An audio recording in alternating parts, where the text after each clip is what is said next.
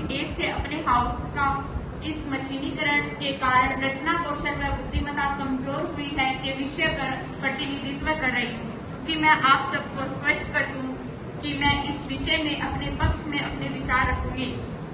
मानव जो कि एक सामाजिक प्राणी है, विकास की होड़ में आगे बढ़ने की जदोजहद में इसने आविष्कारों की जड़ी लगा। Spoiling our intelligence.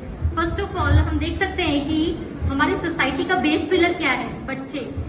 और टेक्नोलॉजी हमारी बच्चों को ही बहुत ज्यादा बिगाड़ रही है। हम देख सकते हैं कि बच्चे के, आपके घर में भी काफी सारे बच्चे होंगे जो बिना फोन देखे खाना ही नहीं खाते हैं। मेरे घर में भी है। क्यों? क्योंकि हमने उनको आदत डाल दी है कि फोन देखोगे तो हम खाना खा लोगे। तो बच्चों को आदत डल गई है कि हाँ हमको फोन मिलेगा हम खाना खा लेंगे। और क्या है, बच्चे ऐसे कंटेंट देख लेते हैं इंटरनेट पे जो उनको देखने लायक ही नहीं होते। उससे वो वल्गर लैंग्वेजेस, वल्गर पर्सनैलिटी को अडॉप्ट कर लेते हैं। और क्या है कि अगर बच्चे सोशलाइज ही नहीं होंगे सिर्फ फोन में, हमारी जनरेशन जब अपन छोटे थे अपन बाहर सोशलाइज होते थे, खेलने जाते थे। आपने देखा है कि आपके घर के बच्चे बाहर खेलने जाते हैं सोसाइटी में, किसी कोई नहीं खेलता है। तो सोसाइटी में खेलते ही नहीं है वो बच्चे, सिर्फ इंटरनेट ने उनको एक बाउंड्री में बाइंड कर लिया है। वो बाहर जाना ही नहीं चाहते हैं क्योंकि उनको जो भी उनकी सेटिस्फाइंग नीड है वो फोन पर पूरी हो रही है, तो वो कुछ करना ही नहीं चाहते। और दूसरा मेरा पॉइंट है हेल्थ पर।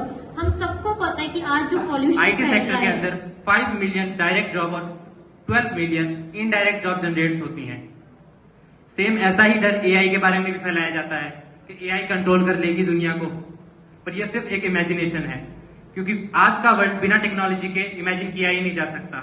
Human growth, human evolution technological advancement का एक बायो प्रोडक्ट है जो हमें आज मिलता है। जिन बीमारियों को सदियों ये कहा जाता था कि माता आ गई, आज एक इंजेक्शन में उसका इलाज हो जाता है। रेबीज जिसने 17वीं सेंचुरी में पूरे यूरोप की 50% आबादी कम कर दी थी, आज वो सिर्फ एक ही इंजेक्शन के अंडर कंट्रोल में आ जाती है। और रही बात हिस्ट्री की, तो हिस्ट्री में टेक्नोलॉजी का बहुत बड़ा रोल रहा है। 1857 फर्स्ट वॉर ऑफ इंडिपेंडेंस हमने लड़ी थी और हम हारे थे अंग्रेजों से। उसका सिर्फ एक रीजन बताया जाता है क्योंकि अंग्रेजों के पास टेलीग्राम था। पेशवा नाना साहब कलकत्ता पहुंचते उससे पहले उनकी खबर पहुंच गई थी, जिसके कारण पूरे रिवॉल्ट को कुचल दिया गया। और लोग ये भी मानते हैं कि अगर उसी टेलीग्राम का इन्वेंशन कुछ देर और पहले कर लिया जाता तो शायद टाइटैनिक बच जाता। और अगर उसी टेलीग्राम का इन्वेंशन थोड़े और समय पहले हो जाता तो फ्रेंच रेवोल्यूशन को भी कुचला जा सकता था, जिससे आइडिया ऑफ लिबर्टी और आइडिया ऑफ इक्वालिटी वहीं खत्म हो जाते। Then there is no hope और no idea of democracy in this world.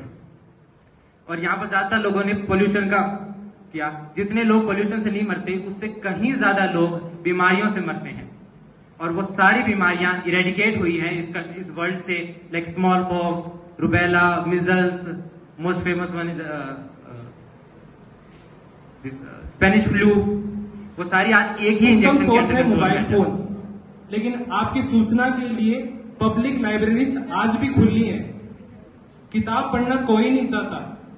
अब जैसे आपको सवाल दिया गया कोई कॉलेज से कि नियोप्लेजिया क्या है, आप घर जाके अपनी एमर्सन या एनाटॉमी की किताब में नहीं देखेंगे कि नियोप्लेजिया क्या है। आप सबसे पहले गूगल पे अपना कीबोर्ड मारेंगे कि नियोप्लेजिया क्या है। तो मैं आपसे यही कहना चाहूंगा, मशीनीकरण का अच्छा और बुरा पहलू आप स्वयं ही डिसाइड करते हैं। उसका सबसे बड़ा पहलू आप पर ही निर्भर है। तो दुकान पर जा पहले आपने उसे बाइक पर जाना है। ये सभी जो आप देख रहे हैं कि मनुष्य कैसा कमजोर हो रहा है, वो मशीनीकरण का नहीं बल्कि उसी की पाली गई आदतों की वजह से हुआ है। आप एक पॉइंट और कहा गया का है, क्योंकि वे जानते और मानते हैं कि मशीनीकरण एक सशक्त माध्यम है आगे बढ़ने का, फिर भी वे ना करते हुए सिर हिलाते हैं क्योंकि उनका विरोध करना है उनका मन नहीं, उनकी विवशता है। हाँ महोदय, मैं बताना चाहूंगा कि आज के युग में एक उदाहरण के साथ मैं बताना चाहूंगा कि एक पुल का उदाहरण है। पहले के जमाने में पुल को बनाने में बहुत से पैसे लगते थे, बहुत समय लगता था, बहुत से कर्मचारी लगते थे, परंतु आज उसी पुल को बनाने में बहुत कम समय लगता है और बहुत कम लागत के साथ में, बहुत कम कर्मचारियों के साथ में जल्द ही वह पुल खड़ा होकर आदी हो चुके हैं। अब आप मुझे देख लीजिए, मुझे क्या, हम सभी मशीनीकरण के दुष्प्रभाव के आदी हो चुके हैं। कितने आश्चर्य की बात है ना कि हम अपने द्वारा ही बनाए गए मशीनों के गुलाम हो गए हैं, मशीनों के लाचार और बेबस बनकर रह गए हैं।